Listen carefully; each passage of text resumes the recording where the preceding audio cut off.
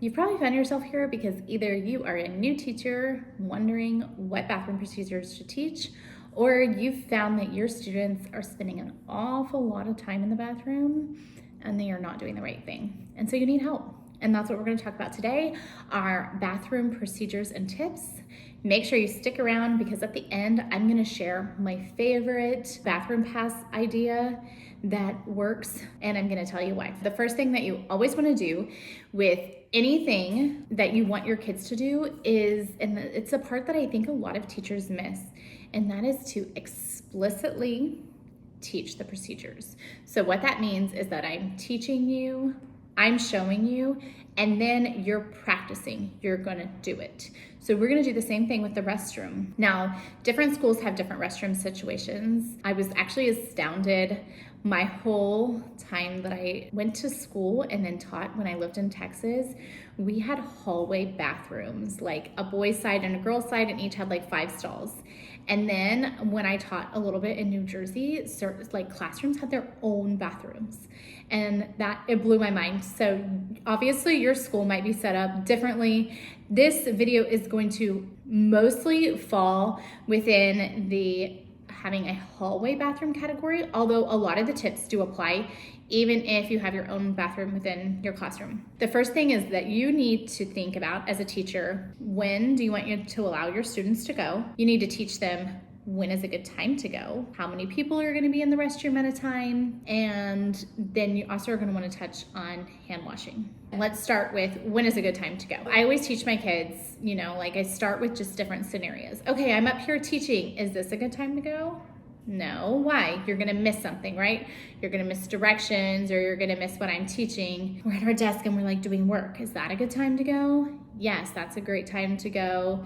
Oh, I've just called you over for a small group. Is that a good time to go? No, you're gonna miss your group. Things like that. Next, you wanna teach them some kind of I like to personally use hand signals versus having kids, can I go to the bathroom? Can I go to the bathroom? Can I go to the bathroom? Instead, I use my silent hand signal posters, and my kids just hold up a R for restroom to signal that they need to go, and I can still be teaching, and I can either say yes or I can say no. Now, before you just want to say no, before you say no, you should always ask, can you wait? Because a lot of times kids will say, oh, yeah, I could wait. Every now and then they're going to say, no, I can't wait. And then that might also be when they're like, it's an emergency. And then of course you're going to say go. You don't ever want a kid to tell them no, they can't go, and for them to have an accident in your classroom. And so that's a good way. Using that verbally, can you wait, is a good way to, sometimes it's like a weird way of like them telling themselves no. And then you're going to teach them that how many people you want out at a time. Now, personally, I like to have 1 person out at a time. Depending on your grade level and your classroom, you might be able to have 2 people out at a time. Whatever you have, your pass showing that once 1 person's out, the next person asks to go, you might have to tell them, okay, well, you have to wait till the next person can come. Of course, you're gonna have to use your teacher discretion again. If you can tell that they're like dancing, or if they're like, I can't wait, or they're holding themselves, then sometimes you'll just have to play it case by case scenario to decide if you wanna let more than 1 student out of the classroom at a time. Or if you need to be in the hall, like peeking around to see, depending on how far away you are from the restroom, to make sure that they're not playing and that they're just going to the bathroom, because sometimes they are just going to the bathroom. Another way to help reduce kids needing to go to the restroom, especially when you're teaching, is to give a bathroom break time. Now, I know that a lot of people think this is reserved for the younger grades, but let's think about it. Let's be honest. Like, even if you're at a training or a conference, they give you 10 minutes to go to the bathroom if you need to go. Even a long show, right? Like, that's what the intermission is for, is that if you need to go to the bathroom. If we're already in the hallway, I like to stop and take a restroom break about 30 minutes to an hour after lunch. Or if we're not, then I like to do like about a 10-minute break. And I teach my kids, just like that if you're at an intermission, you take care of your restroom needs first. So if we're having a brain break, they go to the restroom first, or they decide if they need to go to the restroom or get water. And then after that, they can do whatever they want to do. Don't forget that when you're explicitly teaching procedures, we talked a little bit about that you want to explicitly teach. So you're going to want to, when you first do this, take your kids, all of them, to the restroom. You're gonna make each kid go into the bathroom. You need to make sure you talk about What are they doing in the bathroom? What do they do after they go to the restroom, right? They need to flush. And then how we're washing our hands. How much soap do we get? How long are we washing them for? How many paper towels are we getting? How long are we getting a drink for? And I actually use this book that I created to help me teach these things before we go, and then we go and we practice them. And I don't care how old your kids are, they should be practicing these things. Even if they don't have to go to the restroom, make them pretend to go to the bathroom, pretend to flush, come out, and they're gonna actually wash their hands.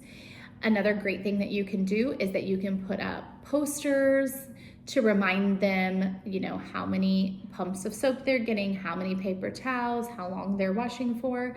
Some kids need that visual reminder. This will help that later when they have done something in the restroom that they're not supposed to do, you can come back and say like, wait, we talked about this. Do you remember we practiced together, to help remind them? All right, last but not least is that you want to have some kind of a bathroom pass, right?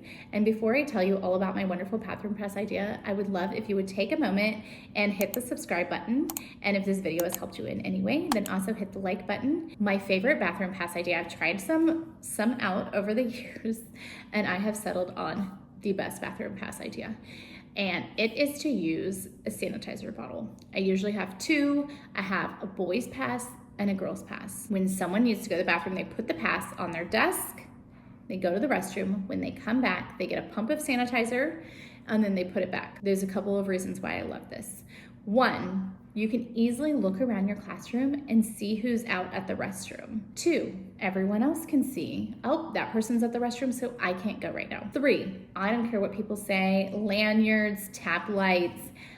You don't know if kids are washing their hands. You don't know if they got pee on your pass.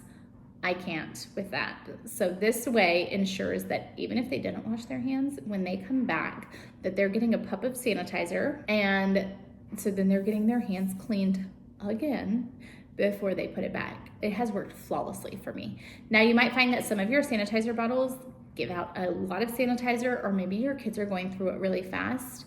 So you can do this little rubber band trick where you put it around the top and you test it, and it should give about a half pump is the perfect amount. And this will help your sanitizer last much longer and be a better portion for what your kids really need. I really hope this video helps you with your bathroom procedures. If you still find yourself having some questions, definitely drop a comment below and we'll all work to help answer your questions.